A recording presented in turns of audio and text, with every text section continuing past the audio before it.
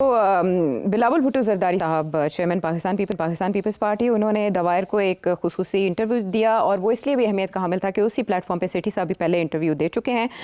उसकी बारीकियों पर तो बात करेंगे कि कैसा रहा ये इंटरव्यू, लेकिन उससे पहले बाइसे हैरत था मेरे लिए अपने आप को जियो की स्क्रीन पर देखना। बाद में समझ आया कुछ गौर करने पर कि आपके कुछ ऐसे क्लिप्स चलाए गए जो दिसंबर में आपने प्रेसिडेंसी के हवाले से बात की, कोई पेशन गोई की या आपने अपना एनालिसिस दिया, और उसके बाद अब आपने जो हाल ही में खबर ब्रेक की गई थी एक सीनियर सहाफ़ी की तरफ से, उसको कोट करते हुए कहा गया कि ये साजिश हो रही है या कोई अंदरूनी इख्तलाफात है दो पार्टीज़ के आपस में। इसके अलावा आपका इसराइल के हवाले से जो मैंने एनालिसिस आपसे एक क्वेश्चन किया था जिस पर आपने एस्टैब्लिशमेंट के पॉइंट ऑफ व्यू से बात की थी कि एस्टैब्लिशमेंट ये समझती है इस मामले को लेकर, प्रैग्मेटिक अप्रोच का इजहार आपने किया था और कुछ आउट ऑफ कॉन्टेक्स्ट करके उसको बना के सोशल मीडिया पर चलाकर आपका निशाना सीनियर सहाफ़ी हैं हमारे रिस्पेक्टेबल है उनकी तरफ से लिया गया। सेठी साहब, आप कुछ ऐसा कर रहे हैं या किया है जिसकी वजह से आप निशाने पे हैं? बात ये है, अब आपने छेड़ ही दिया। मैं तो इसको इग्नोर करता, बट चले, बात ये है कि मुझे नहीं इग्नोर कर रहे लोग।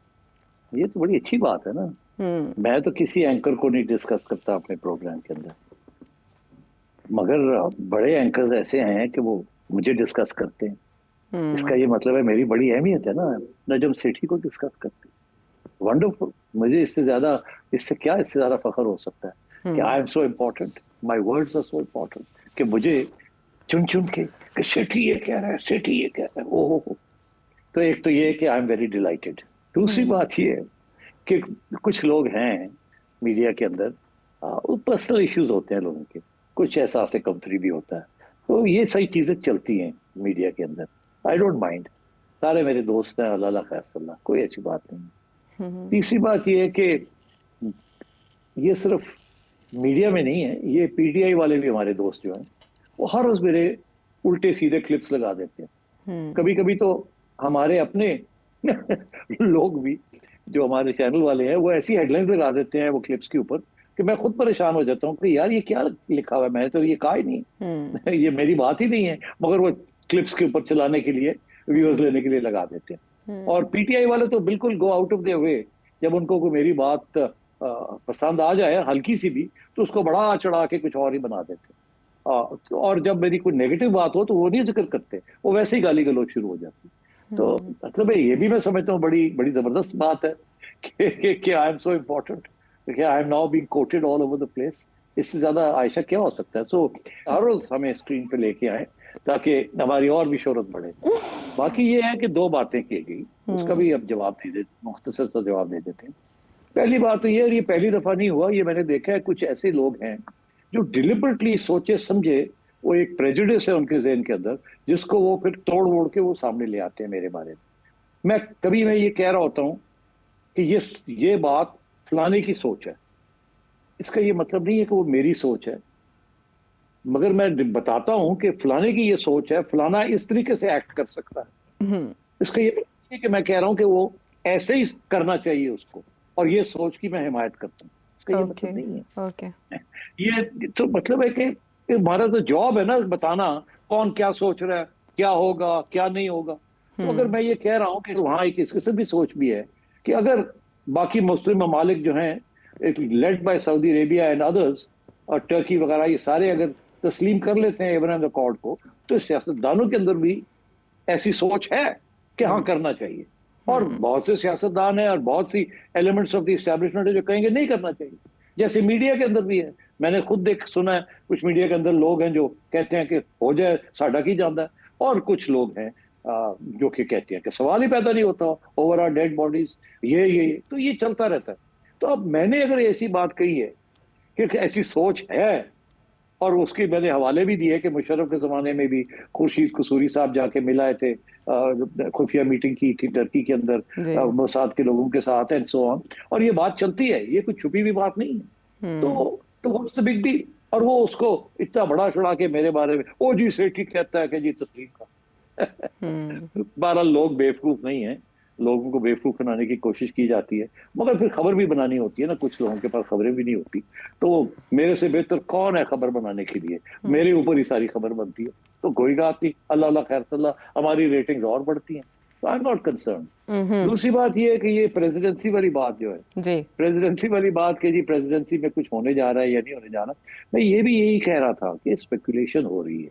ये नहीं कह रहा था कि मुझे पता है कि ये होने जा रहा था, मैंने नहीं कोई प्लान देखा, मगर ये है कि ये बात चल रही है। ये सिर्फ उस वक्त, और मेरे से पहले एक दो और सीनियर जर्नलिस्ट ने ये बात भी कही है, उन्होंने तो खैर बड़ी पक्के तरीके से कही है कि उनके पास एविडेंस भी है कि पूरा प्लान बन गया और ये हो गया और वो हो गया।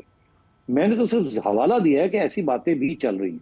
अब उसको भी मेरे गले डाल देना कि जी मैं कह रहा हूं कि ये हो रहा है, मगर इसका ये मतलब है कि अगर मैं किसी सब्जेक्ट को छू भी लूं तो वो एक नेशनल न्यूज बन जाती है। So anyway I am very happy कि मेरी इतनी अहमियत है, wonderful news, and I hope कि ये एंकर दोस्त हमारे जो हैं ये मुझे हर रोज डिस्कस किया करें। और सेठी ने यह किया, और सेठी बड़ा गलत आदमी, और सेठी ठीक कह रहे हैं, ओए वो गलत कह रहे हैं। ट्विटर के ऊपर भी मुझे लगाए, चैनल्स के ऊपर भी आए, मेरा नाम ले हर रोज। I would love it, I love it. उस दफा खर साहब थे ना, मैंने एक दफा उनसे पूछा, मैं खर साहब कि तुसी कितनी शादियां कीतियां? अच्छा तो खर साहब ने मुझे कहा कि 8। अच्छा मैं क्या 8 शादियां कीतियां ने? तुसी हुण थोड़ी उम्र कितनी हो गई? हाँ तो उस वक्त खर साहब वाज अबाउट लेट 70s। अच्छा तो मैंने कहा यार, मैंने कहा और हाली और भी इरादे हैं ने, और समथिंग लाइक दैट है। अच्छा तो खैर, तो मैंने कहा यार आपको बड़ी बड़ी बदनामी हो रही है आपकी। तो कहने लगे सेठी साहब आपको पता नहीं सियासत के अंदर और मीडिया के अंदर भी बस नाम जिक्र आना चाहिए, हर रोज मेरा जिक्र आना चाहिए कहीं ना कहीं, इससे बेहतर कोई चीज नहीं हो सकती। मैं जिंदा रहता हूँ लोगों के दिलों में, बाकी लोग बेवकूफ नहीं है, उनको सब पता होता है क्या हो रहा है क्या नहीं। पर नाम आना चाहिए हर रोज। तो मैं अपने एंकर दोस्तों को कहता हूँ मेरा नाम हर रोज लें, गाली दें मुझे, मैं आज थैंक यू हामिद मीर साहब, थैंक यू। और इस एनालिसिस ये सारी बातचीत से कम सेठ साहब ये तो कन्वे कर रहे हैं कि सेठ साहब अपनी ख्वाहिश को खबर नहीं बनाते बल्कि असेसमेंट देते हैं, और यही बात राना सनाउल्लाह साहब ने और हामिद मीर साहब के शो में भी सेकंड की है। जी नहीं, मैं सिर्फ यही कह रहा था कि ये एक्सप्लेन करना कि फलाने की सोच ये है, हाँ इसका ये मतलब नहीं है कि मैंने मोहर लगा दी उस सोच पर, कहना है मेरी भी वही सोच है, नो। हाँ। अब सेठ साहब द वायर को इंटरव्यू बिलावल भुट्टो जरदारी साहब का इंटरव्यू कम और तकरार ज़्यादा लग रही थी, हाफ से ज़्यादा शो में अगर आप देखें तो मुसलसल टोका जा रहा था मेरे ख्याल में मेज़बान की जानिब से। आई डोंट नो कि उन्होंने क्यों इतना ज़्यादा बिलावल भुट्टो जरदारी साहब को प्रोवोक करने की कोशिश की। आपने भी वो इंटरव्यू देखा। बिलावल भुट्टो जरदारी साहब की expertise on foreign affairs specially related to India कैसे देखते हैं आपके? पाकिस्तान का मुकदमा कितने बेहतर अंदाज में उन्होंने पेश किया? देखिए, मैंने to be very honest with you, मैंने आधी इंटरव्यू देखी फिर मैंने बंद कर दी, because it was not interesting at all मेरे हिसाब से। अच्छा। अब उसकी वजह ये थी कि बिलावल भुट्टो साहब had to present the Pakistani state and government point of view, वो तो करेंगे, और मेरा ख्याल है कि उधर से भी उनकी जो रियासत है और उनकी स्टेट के जो पॉइंट ऑफ व्यू है वो उधर से वो पेश कर रहे हैं। अफसोस इस बात का कि इतनी टकराव हो गया कि कुछ समझ नहीं आ रही थी कि ये इंटरव्यू हो रही है या लड़ाई झगड़े हो रहे हैं। मतलब ये कोई हार्ड टॉक तो नहीं है, करण थापर हार्ड टॉक तो नहीं करते, वो तो कोशिश करते हैं कि किसी तरीके के साथ सच्चाई निकले, कुछ बात आगे बढ़े, मगर ये तो शुरू से ही डेडलॉक लग रहा। अच्छा, मेरे साथ भी करण थापर साहब ने बड़े यही सवाल सारे पूछे थे, कोई फर्क सवाल नहीं थे, वही सवाल थे कि फलानी अखबार में ये लिखा है, फलाने आपके ब्यूरोक्रेट ये कहते हैं, फलाने बंदे के साथ सारे वही सवाल थे, कोई नए सवाल नहीं थे। वो लगता है वही इट्स द सेम स्क्रिप्ट। मगर देखिए ना, आप सूरत हाल ये है कि उसके भी जवाब देने का तरीका है। मैंने कोशिश की थी कि शॉर्ट जवाब दूं ताकि आगे बढ़ सके, मगर ये जो इंटरव्यू थी ये मेरा ख्याल है कि फेल हो गई, करण थापर की तरफ से भी और मैं समझता हूं बिलावल भुट्टो साहब की तरफ से भी। वो अपना मौकफ सही तरीके से प्रेजेंट नहीं कर पाए क्योंकि उन्हें इजाजत नहीं दी गई, और इजाजत इसलिए नहीं दी गई कि मेरा ख्याल है उधर प्रेशर बहुत था कि आपने ये सारी बातें करनी है, छोड़ना नहीं है, इसी चीज को दोहराना है। अब अनफॉर्चुनेट है इस किस्म की सिचुएशन। मैं समझता हूँ कि इंटरव्यू करने के तरीके बेहतर होते हैं। मगर मेरे लिए एक और सवाल बड़ा इंटरेस्टिंग है। जब करण थापर ने मुझे फोन किया था और कहा था कि मैंने आपकी इंटरव्यू करनी, तो ये पहली दफा नहीं था कि करण थापर ने मेरी इंटरव्यू की थी, और भी मौजू के ऊपर Karan Thapar from time to time मेरी इंटरव्यू करते हैं। इस दफा जब उन्होंने कहा तो मैंने कहा हाँ ठीक है, कर लेते हैं। मुझे नहीं पता था क्या सवाल आएंगे या क्या करेंगे या क्या नहीं होगा। मगर उसके बाद एक बड़ी इंटरेस्टिंग चीज हुई कि हमारे एक्स नेशनल सिक्योरिटी एडवाइजर की तरफ से करण थापर को कहा गया कि आप मेरी भी इंटरव्यू करें। अच्छा। और ये करण थापर ने अपनी इंटरव्यू में कहा कि आपने मुझे कहा कि मैं आपकी इंटरव्यू करूं, मुझे शौक नहीं है, मगर हमारे एक्स नेशनल सिक्योरिटी एडवाइजर साहब चाहते थे कि वो भी अपना मौक़िफ़ प्रेजेंट करें, विच इज फाइन। मगर वो जो था ना, उसमें करण थापर थोड़ा सा एज ले गया कि मैंने तो आपको इंटरव्यू नहीं मांगी, आपने मुझे कहा कि मैं आपकी इंटरव्यू करूं। तो आप तो अगर ऐसे था तो फिर करण थापर को चाहिए था ना कि उनकी जो बात थी उनको पूरा करने देता। वहां भी वही सवाल, घिसे पिटे सवाल उन्होंने उनकी आगे भी किए, और वो भी मैं समझता हूँ उन्होंने काफी कोशिश की कि वो बात आगे बढ़ाई जाए, और कुछ हद तक शायद बढ़ाई भी, मगर वो भी मुझे मजा नहीं आया उस इंटरव्यू का, क्योंकि वो ऐसे लगता था कि प्रोटैगनिज्म हो रही है। Karan Thapar is not hard talk, तो क्यों पाकिस्तानियों के साथ क्यों हार्ड टॉक? बाकी सबके साथ तो हार्ड टॉक नहीं होती किसी के साथ, तो हमारे साथ क्यों हार्ड टॉक होती है? तो इसलिए एनीवे, तो मैं ये समझता हूँ कि बिलावल भुट्टो साहब, ये क्या करण थापर ने खुद कहा कि बिलावल भुट्टो साहब को अप्रोच किया कि मैंने आपकी इंटरव्यू करनी है, आई डोंट नो, या हमारी तरफ से इशारा हुआ, उनको कहा गया किसी के जरिए या डायरेक्टली कि मेरी इंटरव्यू करें, आई डोंट नो। अगर तो हमारी तरफ से ये था कि मेरी इंटरव्यू करें, तो फिर तो वो उसने हार्ड लाइन लेनी थी।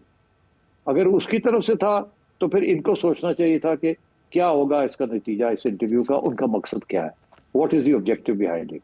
तो इसलिए इस किस्म के इश्यूज खड़े हो गए थे। But anyway, I did not enjoy that interview.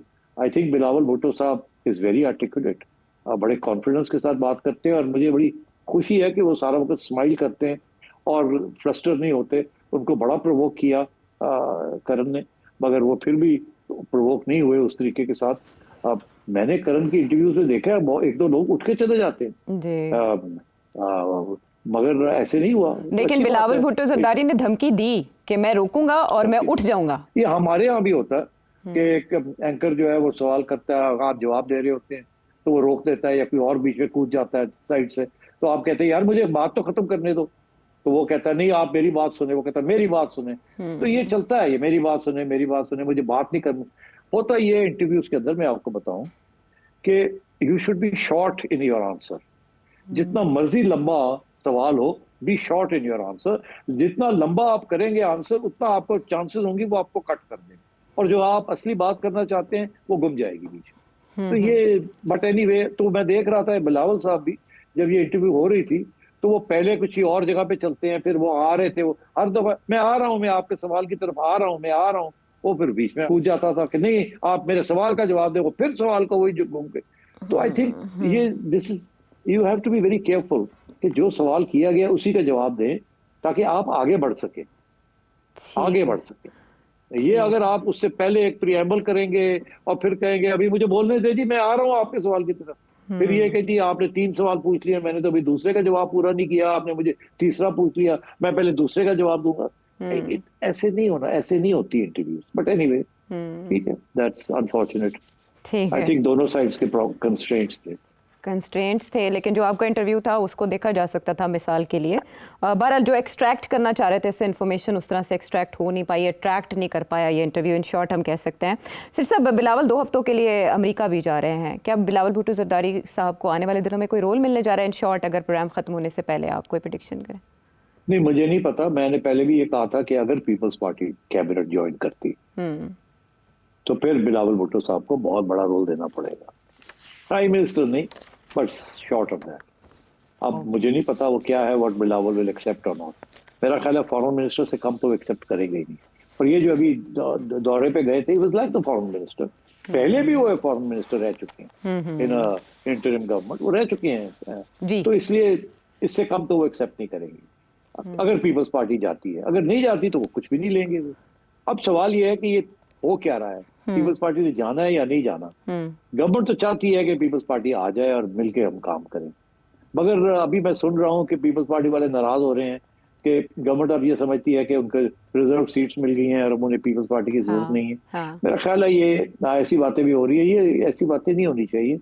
ये नौजवान किस्म के लोग जो हैं नून लीग के अंदर, वो गुस्से के अंदर ऐसी बातें कर जाते हैं, बट ऐसी बात होनी नहीं चाहिए।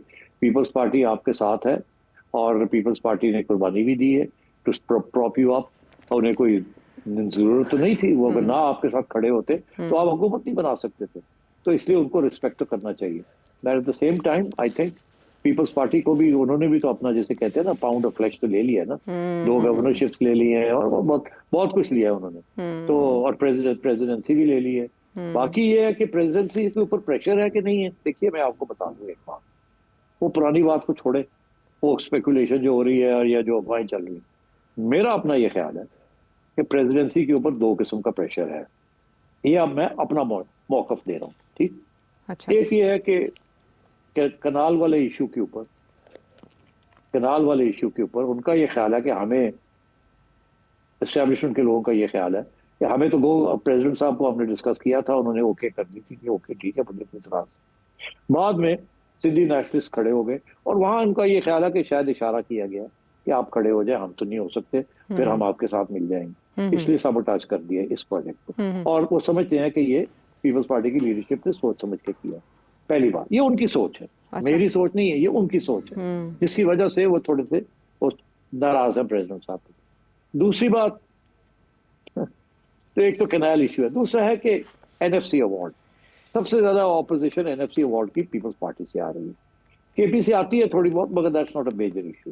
पीपल्स पार्टी 18th अमेंडमेंट, ये प्रेसिडेंट साहब का, आसिफ जरदारी साहब का सबसे बहुत बहुत बड़ा तोहफा है पाकिस्तान को, प्रोविंशियल ऑटोनॉमी के लिए। और उनके लिए सिंध इज वेरी इंपॉर्टेंट, तो उनकी पार्टी रह गई है ओनली इन सिंध, बाकी जगह पे वो नहीं है, डायरेक्टली इलेक्टेड नहीं है। तो अब इसलिए उनके लिए NFC award is very critical, इसलिए वो हिल नहीं रहे उसके ऊपर। और हमारे इस्टेब्लिशमेंट और हमारी आज की गवर्नमेंट वो ये समझती है कि एनएफसी अवार्ड को चेंज करने की जरूरत है, बिकॉज अब पैसे जो हैं फॉर डिफेंस और डेट पेमेंट वो नहीं मिल रहे फेडरल गवर्नमेंट को, इसलिए शेयर्स जो है वो कम करने पड़ेंगे और फेडरल गवर्नमेंट की किटी बढ़ानी पड़ेगी, बिकॉज अब डिफेंस एक्सपेंडिचर्स भी बढ़ रहे हैं, डेट पेमेंट्स भी हो रही हैं, and so on and so fourth. तो ये 2 मौकफ हैं, मगर एनएफसी अवार्ड को छेड़ना जो है ना is going to create a problem. तो ये 2 चीजों के ऊपर जरदारी साहब जो है वो डट गए और पीपल्स पार्टी डट गई है। इसलिए मेरा ख्याल है कुछ नाराजगी हो रही है कि ये पीपल्स पार्टी हमारे रास्ते में फिर गड़बड़ कर रही है। तो मैं समझता हूँ ये प्रेशर टैक्टिक्स भी होते हैं, कि एक तो ये कि कैबिनेट में आ जाए तो फिर शायद वो थोड़ा नरम हो जाए, फिर उनके ऊपर प्रेशर भी डाल सकते हैं कि जी आप तो कैबिनेट में भी आ गए हैं, आपने तो खाना पीना भी ले लिया इधर से, अब हमारा सपोर्ट करें, and so on and so fourth. तो कैबिनेट में बैठ के तो नहीं ना कर सकते। अगर कैबिनेट कहती है कि जी एनएफसी अवार्ड करना है, तो चेंज करना है, तो फिर Peoples Party will have to go along with it, नहीं तो कैबिनेट में नहीं बैठ सकते। तो इस किस्म की चीजें चल रही हैं, and I think that's where some of the stories are coming from.